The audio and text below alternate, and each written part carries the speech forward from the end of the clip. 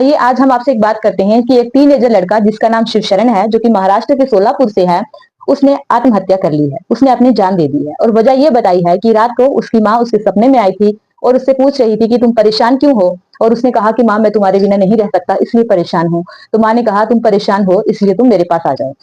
यही बात सोचकर सपने के बाद उसने दूसरे दिन सुसाइड अटेम्प्ट कर ली।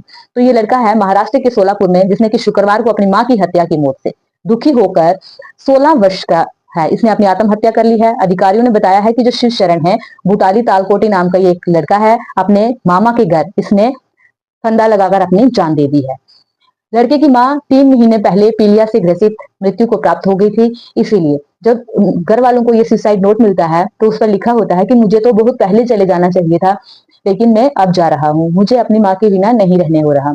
उसने अपने सुसाइड लेटर में ये भी लिखा है कि आप सबका बहुत बहुत आभारी हूँ, आपने मुझे बहुत प्रेम दिया है, लेकिन मैं अपनी माँ के बिना नहीं रह सकता, इसीलिए मैं वापस जा रहा हूँ। किशोरी ने नोट में अपने चाचा से ये अनुरोध किया है कि वो अपनी दादी को कभी भी अपने पापा के पास ना भेजे। उसने ये भी बताया है कि मैं बहुत ही परेशान था, अकेला था, मैं अपने फैमिली वालों का, जैसे नाना और मामा का, दादी और चाचू का मुंह देखकर जिंदा रह रहा था, लेकिन अब मुझे जिंदा रहने का कोई शौक नहीं है, मैं जिंदा नहीं रहना चाहता हूँ। बात यह है कि उसने तो सुसाइड अटेम्प्ट कर लिया, ठीक है।